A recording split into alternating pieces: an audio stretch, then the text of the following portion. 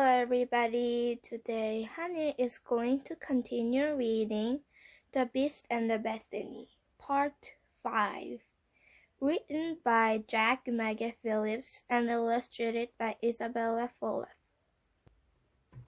The Big Feed. For one of the first times in his life, Ebenezer had a problem, and it was a big one. The big problem was that Bethany was not big enough.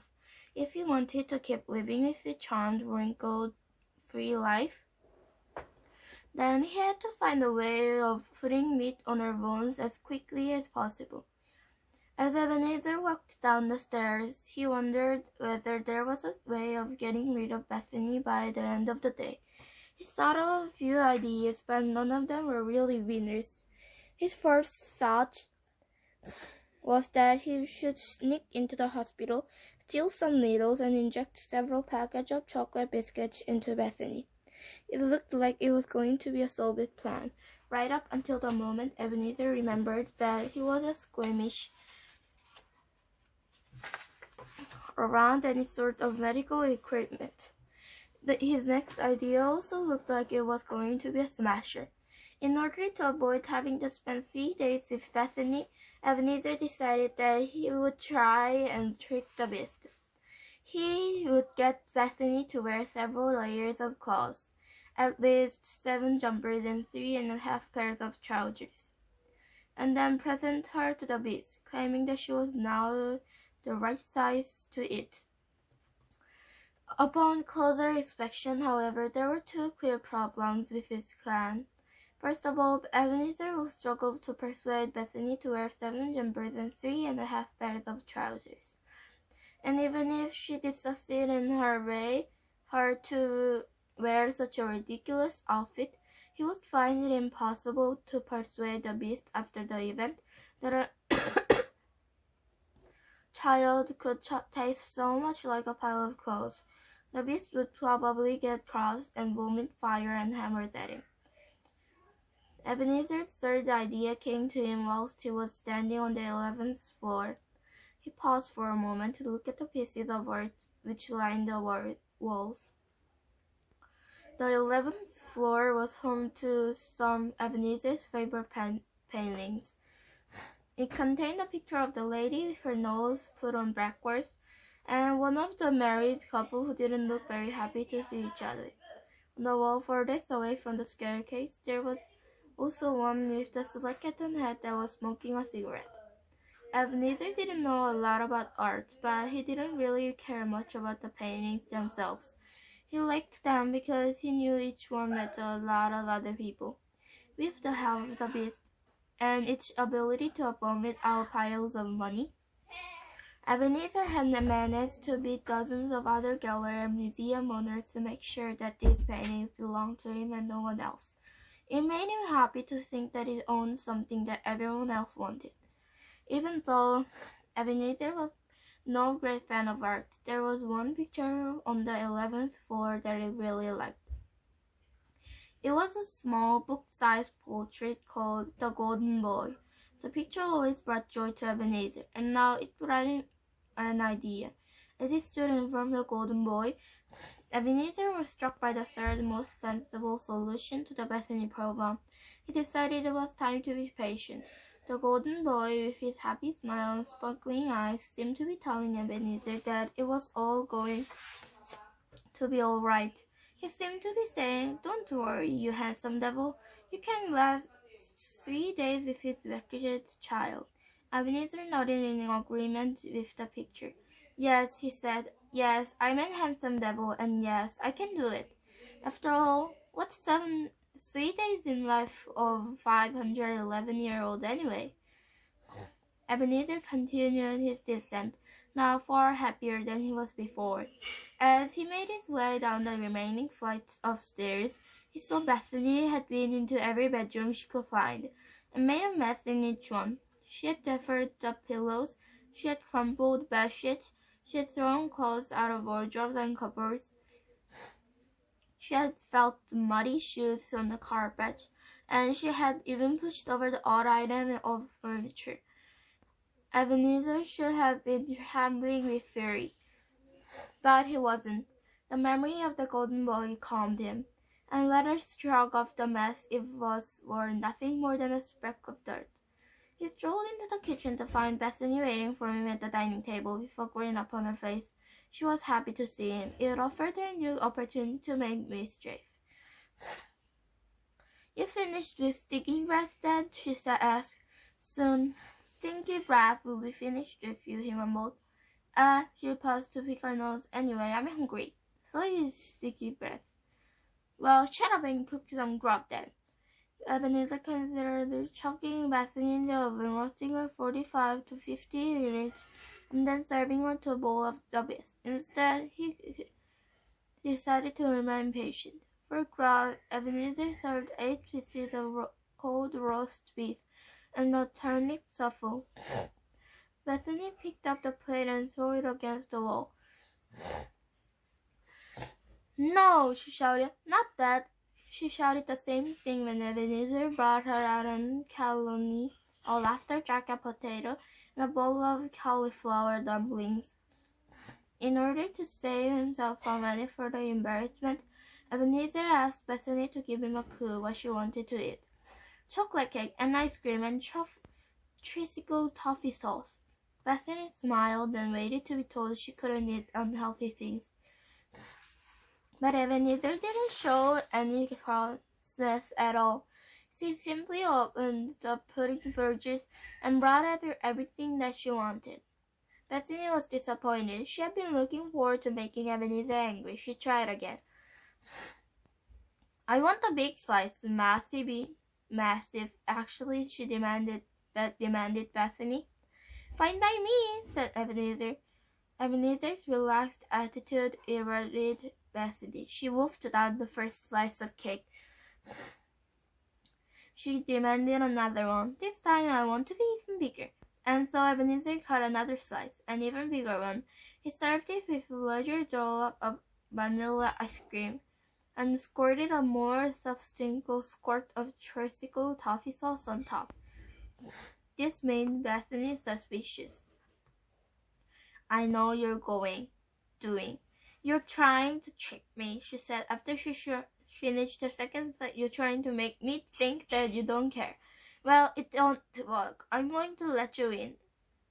"I'm not going to let you in. And I'm never gonna stop wanting cake. Give me another one." Ebenezer cut another one. It quickly disappeared down Bethany's throat. "Another one." Ebenezer cut another one. "And another one." Ebenezer cut another one. "And another one." "Hold on, I have to fetch more cake," said Ebenezer. Ebenezer was thrilled that Bethany was eating so much food because she made her job a lot easier. At this rate, she would be the size of a small cottage by midnight. Sadly for Ebenezer, Bethany's small stomach made a noise, and noise was not a happy one. It was the sort of noise when a stomach makes after it's been forced to digest a whole chocolate cake within the space of 5 minutes. The noise was high-pitched, whiny groan. It was as if Bethany's stomach was screaming at her to stop. "No, like literally, actually no," shouted Bethany as Ebenezer started to cut a flesh slice from the new cake. "Please, no. I thought you said you were never going to stop eating cake," asked Ebenezer. He finished cutting the slice. He plowed half a tub of ice cream next to it and squirted the rest of the toffee sauce on it. "You're not going to let me win, are you?" he asked. In response to the challenge, Bethany picked up her cake and fork. For shaking hands, she helped herself to a forkful and lifted it up to her face. She frowned with concentration as she tried to open her mouth. "Come on then, get on with it," Ebenezer after a few seconds. "Or are you going to admit defeat already?" Bethany scrolled her eyes shut and shoved the cake into her mouth. The cake, oozing with sticky sweetness, slithered slowly down her throat and into her stomach. "Oh!" said Bethany. She clutched her stomach and it made another high-pitched groan.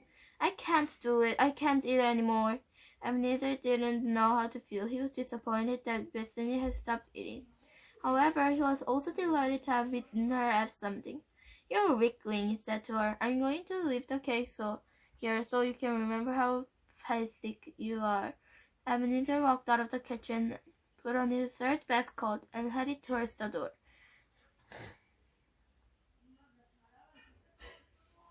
"What are you doing?" Bethany shouted after him. "Going to the movies. There's a new superhero rolled out." "I like movies," she said. "Do you? How interesting. It's a shame that I don't go to the movies with weaklings." Ebenezer slammed the door on his way out. It felt good to give Bethany a taste of her own medicine. The missing cake. The movie was a boring one, filled with various flying people who kept shouting at each other. Ebenezer was also irritated by the people in front of him who laughed loudly at every bad joke that flying people made. He was feeling grumpy when he came back into the house, but his mood soon perked up when he noticed there was no sign of Bethany. Clearly, she had put herself to bed. Ebenezer's mood was further improved when he noticed that the cake had disappeared from the kitchen. He was delighted by the thought that Bethany had eaten it all. Surely, if he had eaten 2 whole chocolate cakes, then she would be big enough for the beast to eat. Ebenezer couldn't contain his curiosity. He had to see Bethany and find out what she looked like. He jumped out of the stairs, taking 2 at a time, and headed to the 8th floor. And this was where the biggest bedroom in the house was, and it was almost certainly going to be the one that Bethany had chosen for herself. Ebenezer took a peek in the room and found Bethany lying like a starfish on the bed. She was snoring and her fingers were covered in cake. Ebenezer crept into the room and took a closer look. He was disappointed by what he found. Bethany didn't look any bigger than she had been before to the movies. It was also very strange. There was lots of chocolate in her hand, but there were hardly any signs of it around her mouth. He wondered how this had happened. On the bedside table, Bethany had laid out a crumpled photograph of her box. It was black and white, faded image of a man in a mustache and a woman without any mustache whatsoever. They were sat on a pebbled beach. The man was carrying a scolding baby in his arms, whilst the woman held a large newspaper in hers. Ebenezer returned the photograph to the table and crept out of the room. His bedroom was located in the 14th floor, so he headed upstairs. As he was walking, he noticed that there was something strange about the pictures and antiques